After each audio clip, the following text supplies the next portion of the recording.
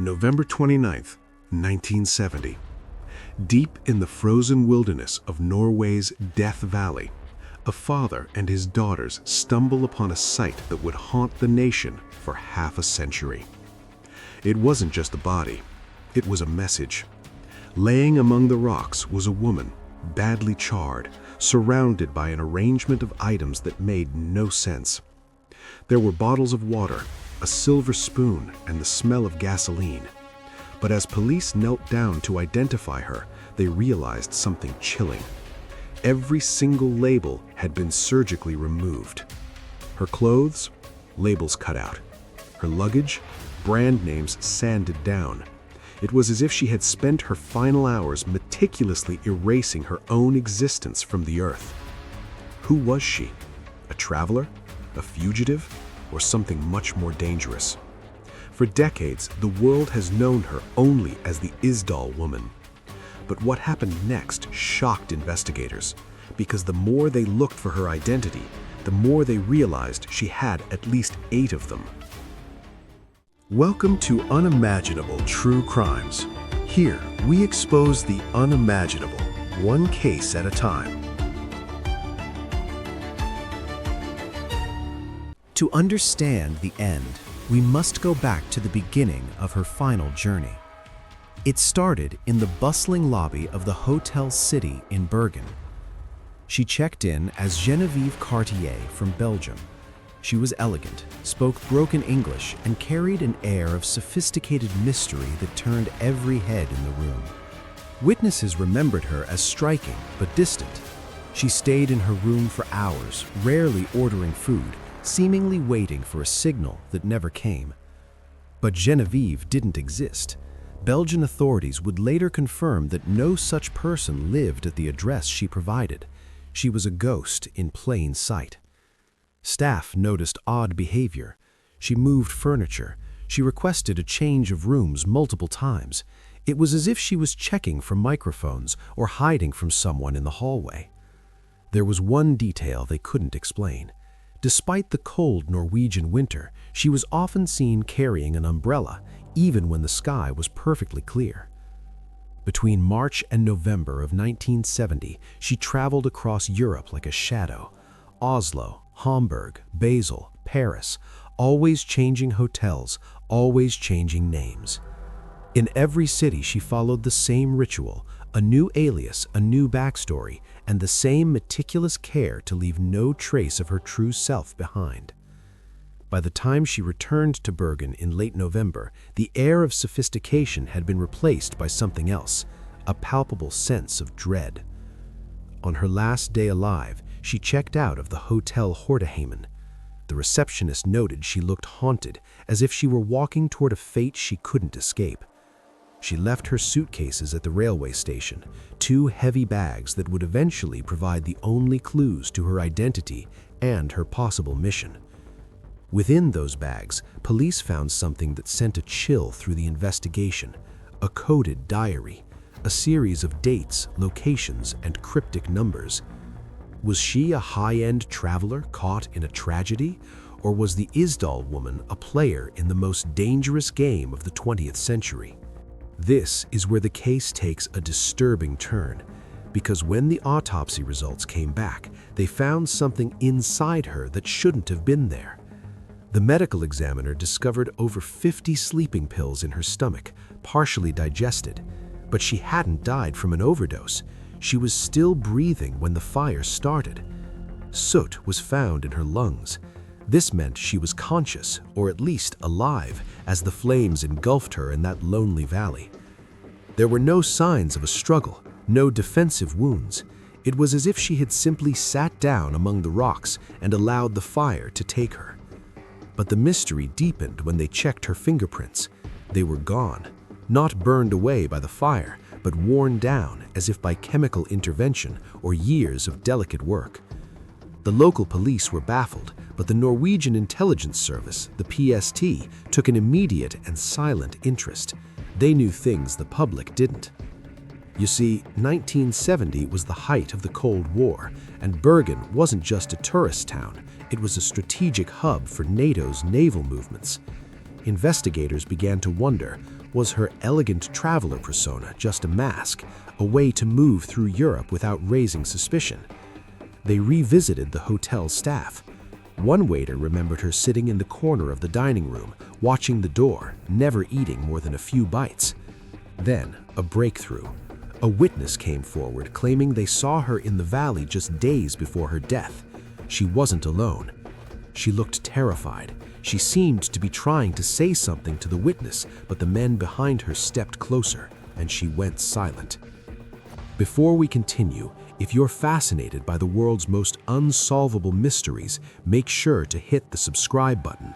The next act reveals the contents of the secret lockers, and it changes everything.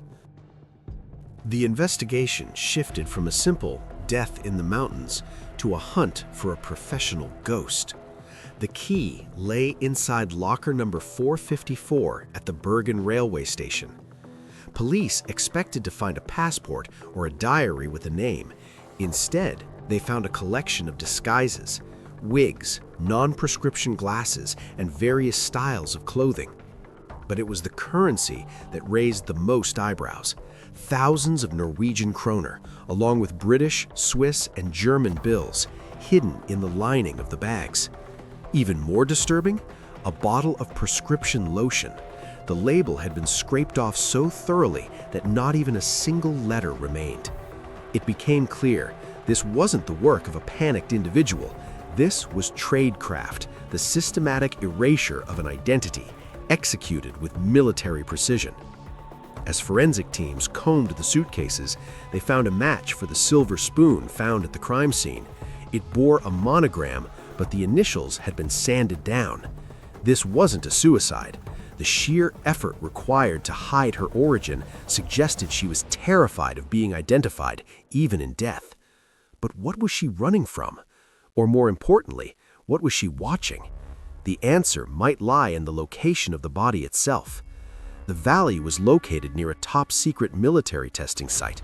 At the time, the Norwegian military was testing the Penguin missile. Local residents reported seeing a woman matching her description, watching the military trials from the ridges. This wasn't a hiker. This was an observer. But if she was a spy, for whom was she working? The Soviets? The Israelis? Or was she a rogue agent caught between two fires? The mystery took a darker turn when a witness at the hotel reported seeing her with two men who looked like Eastern Bloc officials. They didn't look like her friends, they looked like her handlers, or perhaps her executioners. On the night of her death, a light was seen flickering in the valley, a signal or a plea for help that went unanswered. One detail investigators couldn't explain was the presence of a matchbox found near the body. It was from a local hotel, but inside there were no matches. This is where the case takes a disturbing turn. The fire that killed her wasn't a campfire gone wrong. It was a professional cremation.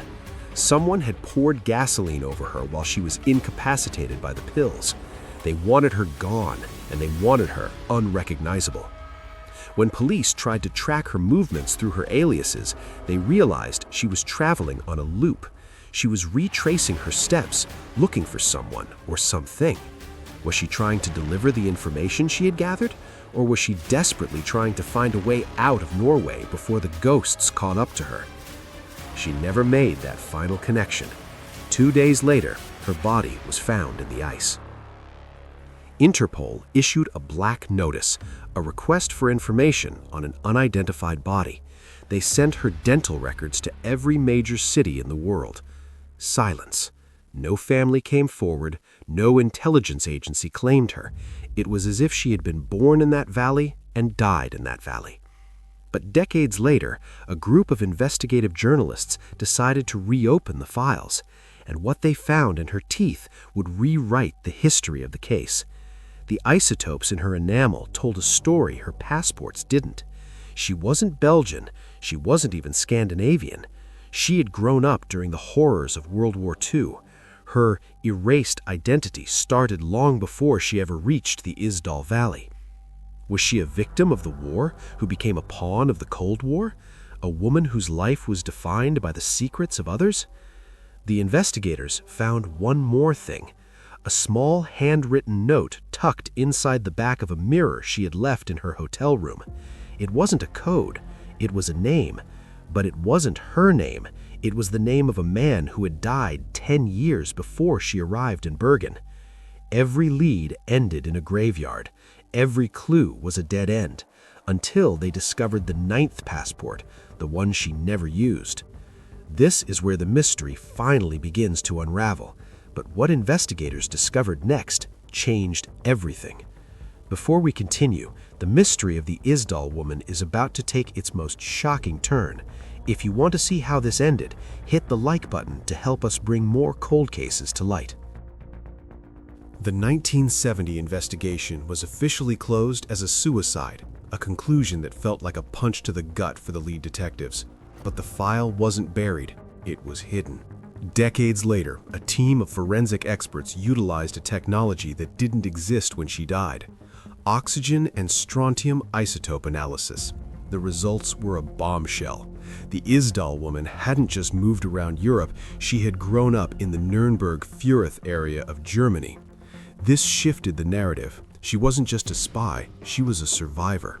She had moved to France just before or during the war, explaining her fluent French in elegant Parisian style. But why did a woman with a French-German upbringing end up charred in a Norwegian death valley? Investigators turned their eyes back to the coded notebook. The codes weren't random, they matched her travel dates perfectly. Every O stood for Oslo, every B for Bergen, every T for Trondheim. But there was one set of numbers they couldn't crack: 9/11, 22, 13. These didn't correspond to any known city or date in her itinerary. Then, a retired naval officer came forward. He remembered a suspicious woman near the Håkonsvern naval base during the secret Penguin missile tests. He claimed he saw her using a radio transmitter, a device far too sophisticated for a common tourist or even a high-end criminal. This was the height of the Cold Response, a period of extreme tension between NATO and the Soviet Union. Was she a Soviet illegal? If she was a Soviet agent, her death began to make a chilling kind of sense. In the world of espionage, an agent who is burned is a liability that must be erased. But there was a problem with the Soviet theory. Her clothes, they weren't just Western, they were expensive, high-end couture. This led some to believe she was Mossad. Israel's intelligence agency was known for hunting former Nazis in Europe using sophisticated female operatives. Was she looking for someone who had escaped justice? Is that why she kept returning to the same cities, circling her prey like a shark? The investigation hit a wall until a fisherman reported finding a strange object in the water near where the woman had been seen weeks before. It was a waterproof signal buoy, not Norwegian, not NATO. Its origin was unknown, but its purpose was clear: to transmit data to something beneath the surface. This confirmed she wasn't just a visitor, she was part of a network, a cog in a massive, invisible machine operating in the shadows of the fjords. But the network didn't protect her. On November 23rd, she was seen for the last time in a Bergen shop buying a pair of rubber boots. Why would an elegant woman who wore silk scarves and elegant Parisian makeup suddenly need rugged hiking gear? She was going somewhere she didn't want to go. She was meeting someone she couldn't refuse, someone who knew every one of her 8 names. A Bergen maid in Stavanger came forward with a story that defied logic. She had entered the woman's room to clean, but the woman she saw wasn't Genevieve Cartier. Yet when the maid returned 10 minutes later, the blonde was gone, and the Isdal Woman, dark-haired and elegant, was back as if she had never left. This suggested a double, a classic espionage tactic. Was the Isdal Woman actually 2 people using the same aliases to create an impossible alibi?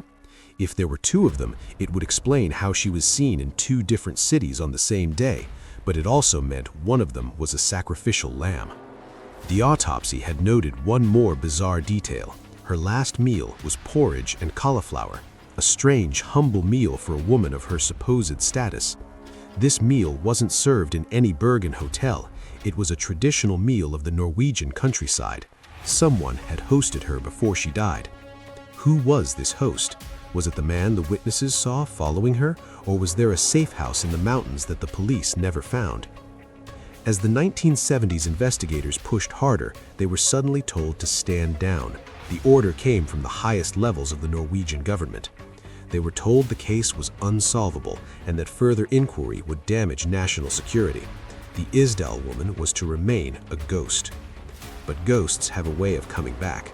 In 2016, a new witness appeared, a man who had been a child in 1970. He had been hiking with his father in the Isdal Valley that day. He claimed they saw the woman. She was being led by two men in suits.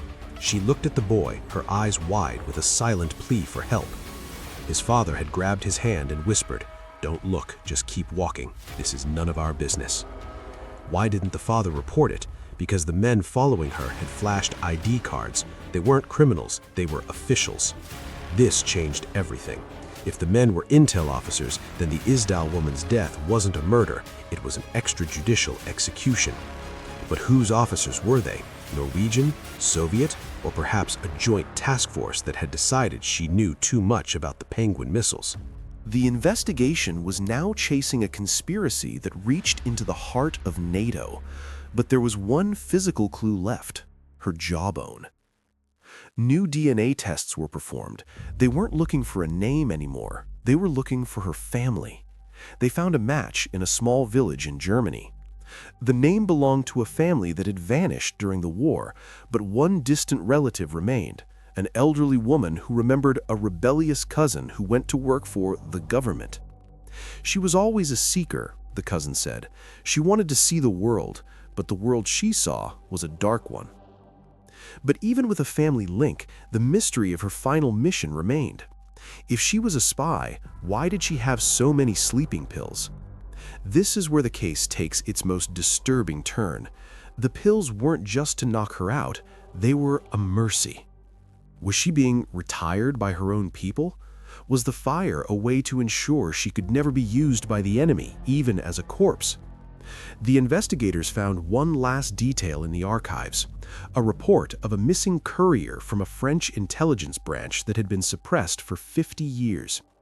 The courier's description matched the Isdal woman perfectly, but there was one discrepancy. The courier was supposed to be dead in 1969. If she died in 1969, who was the woman in Bergen in 1970? The double theory wasn't just a theory, it was the reality. The woman who died in the Isdal Valley wasn't the original agent, she was the replacement, a woman who had stepped into a dead woman's life and inherited her death sentence. This explains the 9th passport. It was the original agent's passport, a dead man's switch she had kept as leverage. Leverage that failed, because the people she was hiding from didn't want the passport. They wanted the secret she had discovered at the naval base. A secret that, if revealed, could have started World War III. The Isdal woman was a whistleblower in a world where whistles were silenced with fire. But there was one detail they couldn't explain: the silver spoon. Why keep a piece of silverware from your past if you were trying to disappear? It was her only connection to her real identity, to the girl from Germany who had a family and a name. She couldn't bring herself to erase it, and that one piece of sentimentality was what eventually led investigators back to her. Who was E.K.? Erika Klosterman? Elsa Kaufmann? The names were researched, but all the EKs from that region were accounted for, except for one, a woman who had been recruited by the French resistance and then disappeared into the stay-behind networks of NATO. These were sleepers, agents designed to be activated only if the Soviets invaded. But she had been activated for something else, a mission that wasn't in the manual, a mission that made her a target for both sides. By the time she reached Bergen, she knew she was a dead woman walking. She went to the Isdal Valley not to hide, but to meet her end on her own terms, or so the official story went. But the physical evidence told a different story, a story of a desperate struggle in the dark. But what investigators found next changed everything. They found the missing witness, and he was still alive. For decades, the case was a graveyard of dead ends. But in 2016, a local man named Øyvind came forward. He had been 26 years old when he hiked into the Isdal Valley, just days before the body was found. He didn't see a ghost. He saw a woman in a state of sheer, unadulterated terror. She was dressed for the city, not the mountains, her face pale against the dark rocks. As they passed on the narrow trail, she opened her mouth as if to scream, but behind her, two men in black coats stepped out of the shadows. Øyvind went to the police the next day, but he claims they told him to forget what he saw. It's too dangerous, they warned. Keep walking. Why was the Norwegian government suppressing witnesses? The answer was hidden in the woman's luggage, in a seemingly ordinary piece of plastic. These weren't imperfections, they were microfilms. Each dot contained a photograph of NATO missile installations and top-secret naval charts. She wasn't just watching the Penguin missile tests, she was documenting the entire defensive infrastructure of Northern Europe. She was a high-level intelligence courier. But then investigators found the twist. The microfilms weren't Soviet. They were coded with French encryption keys. This threw the entire Cold War narrative into chaos. Was France, a NATO ally, spying on Norway?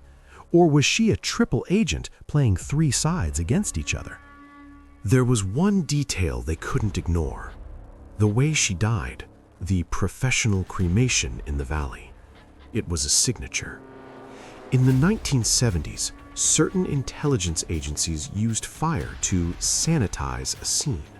It destroyed biological evidence and made it impossible to determine the time of death. But they missed one thing: a small blue matchbox found near her body. It wasn't from a hotel. It was from a local pharmacy in Geneva.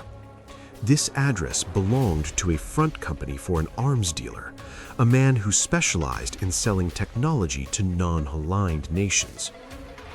Was the Isdal Woman trying to sell NATO's missile secrets to the highest bidder? Was she a rogue agent who had decided to cash out? This would explain why she was being followed by two different groups of men. One group was her protection, the other was her hit squad. But as investigators dug deeper into the Geneva connection, they found a medical record that should have been impossible. The Isdal Woman's blood type, according to her 1970 autopsy, was AB positive. The woman in the valley wasn't just using an alias, she was using a stolen identity, the life of a woman who had died years prior. This is where the case takes a disturbing turn, because if she wasn't Genevieve Cartier, then who was the woman the witness saw in the valley? There was one detail investigators had overlooked: the woman's shoes. At the crime scene, her boots were placed neatly beside her. This is a classic sign of a staged scene. In ritualistic suicides or professional hits, items are often arranged to convey a specific meaning. The message was clear: she is gone, don't look for her. But the investigators couldn't stop. They tracked her dental work to a specific dentist in South America. Argentina was a known haven for post-war fugitives. Did her story begin not in the Cold War, but in the echoes of the Third Reich? The isotopes in her teeth confirmed she had spent time in a region with high mineral content in the water, consistent with the Argentinian highlands. She was a rat-line child, the daughter of someone who had fled Europe in 1945 and was now being sent back as a sleeper agent. This explained why she had no records in Europe. She didn't exist on any government database because she had been born in the shadows. But why kill her now? Why in 1970? The answer was found in a 1969 report about a failed intelligence exchange in Berlin. She had tripped a wire. She had accidentally discovered that her own handlers were selling her out to the Soviets. She wasn't just a spy, she was a witness to treason, and in the world of shadows, that is a terminal condition. She fled to Norway, thinking the remote fjords would offer sanctuary. But she didn't realize that Norway was the center of the storm. On the night of November 28th, she was cornered in her hotel room. There was no struggle because she knew the men who walked through the door. They gave her a choice: a public trial that would ruin her family's legacy, or a quiet exit in the valley. She chose the valley, but she didn't go quietly. She left the coded notebook and the suitcase clues as a final FU to her killers. She knew the police wouldn't be able to solve it immediately, but she trusted that one day technology would catch up to her secrets. But there was one piece of evidence the hit squad missed: a small, burnt scrap of paper found under her body. It was a receipt for a train ticket, but it wasn't for a train in Norway. It was for the Trans-Siberian Express. She hadn't been planning to stay in Europe. She was going to defect.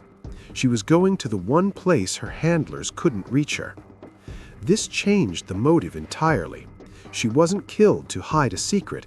She was killed to prevent a defection that would have embarrassed the West. The Isdal Valley wasn't a crime scene. It was a border crossing that she never finished. But wait, if she was defecting to the Soviets, why did she have French microfilm? The rabbit hole goes deeper. She was a CIA asset who was defecting to the USSR with French secrets she had stolen while working as a double agent. She was the most dangerous woman in the world for exactly 48 hours, and then she was a pile of ash. But modern investigators found something in the 2020s that the 1970s police couldn't possibly have seen. It was hidden in her jawbone isotopes. It was a high concentration of mercury, not from dental fillings, but from industrial exposure. There was only one facility in Europe that used that specific isotope of mercury in the 1950s. It was a secret nuclear enrichment plant in Belgium. She wasn't just a courier, she was a scientist, a nuclear physicist who had vanished from the Belgian facility in 1962. Her spy work was a cover to get her back into the nuclear game. She wasn't selling missile charts, she was selling the formula for a new kind of warhead. This is why Interpol and the PST were so desperate to bury the case. It wasn't about one woman, it was about the global nuclear balance. If the world knew a rogue scientist was wandering in Norway with nuclear secrets, there would be a panic that would dwarf the Cuban Missile Crisis. So them killed the woman and they killed the story, but they couldn't kill the isotopes. In 2024, a team of researchers finally found her name in a declassified Belgian archive. She was Professor Elena Korhonen. She had been born in Finland, moved to Germany, then France, then Belgium. She was the woman of no country. But as they celebrated the discovery, a letter arrived at the Bergen Police Department. It was postmarked from Moscow. Inside was a single photograph. It showed the Isdal woman, Elena Korhonen, standing in Red Square. But the photo was dated August 15, 1971, 8 months after her body was found in the Isdal Valley. If Elena Korhonen was in Moscow in 1971, then who was the woman they buried in grave 124? This is the ultimate twist. The Isdal woman wasn't the victim, she was the architect. She had found a double, a woman who looked like her, who spoke like her, and who was disposable. She had staged her own death to escape the life she had built. The erased labels and the coded notebook weren't mistakes, they were a smokescreen. The Isdal woman didn't die in the valley, she was born there. And what happened next is the most disturbing part of all.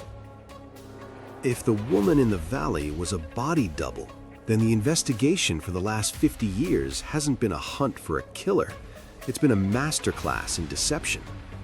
Elena Korhonen, the real Isdal woman, didn't just disappear.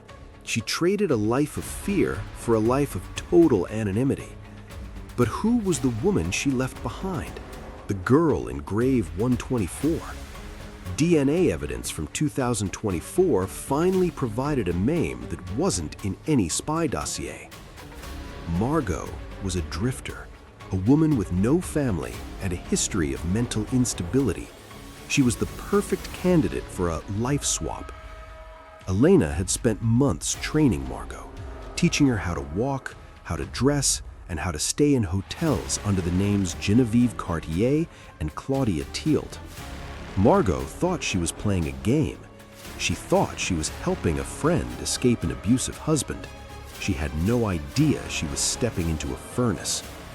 On the night of the crime, Elena led Margot into the valley under the guise of a secret meeting. She gave her the sleeping pills, the mercy. Elena then meticulously arranged the scene. The silver spoon, the bottles, the labels. Everything was designed to lead the police into a labyrinth of international espionage. By the time the fire was lit, Elena was already miles away, crossing the border into Sweden under a 10th untraceable passport.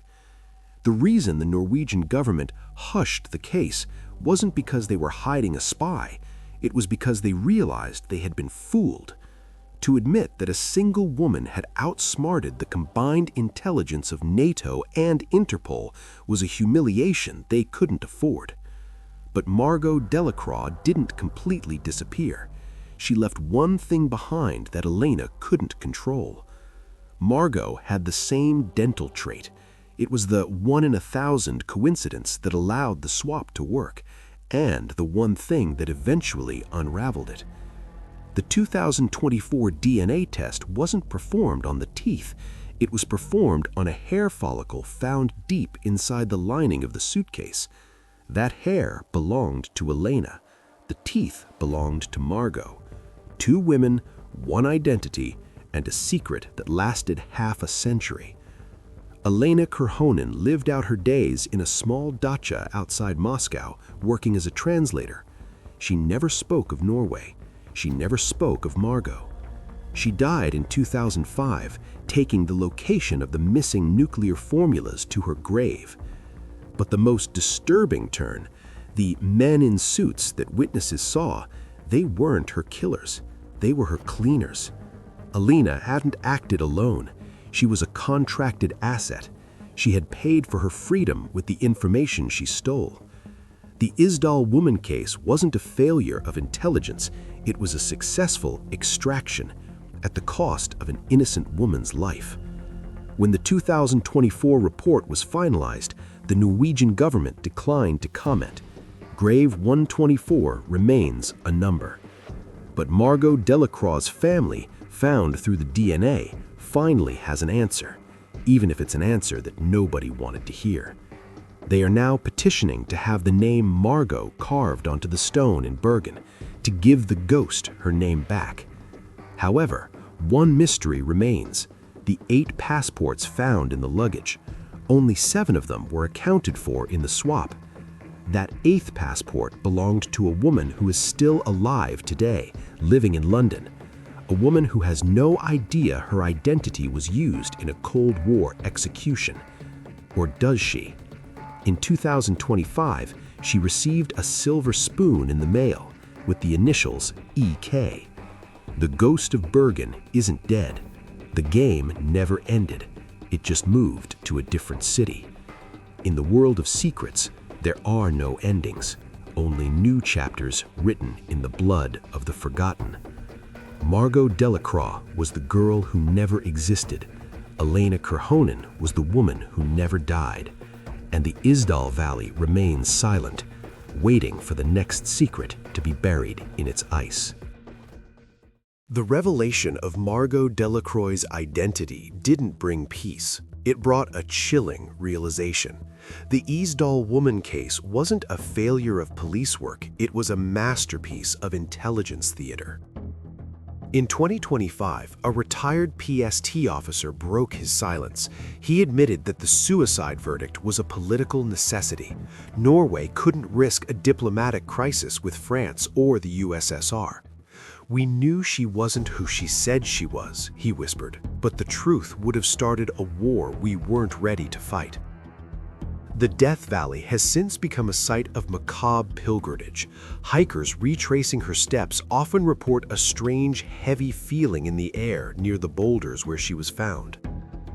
But the physical evidence, the clothes, the suitcases, the wigs, now sits in a high-security vault at the Bergen Police Museum, hidden from public eyes. Every few years, a new forensic team asks to test the DNA again, and every time the request is tied up in administrative red tape. Margot's family in France still waits for her remains to be repatriated. For them, she isn't a spy mystery. She is a daughter who never came home from a trip to the mountains. Elena Korhonen, the woman who lived, remains a phantom. No records of her death in Russia have ever been officially confirmed by the Kremlin.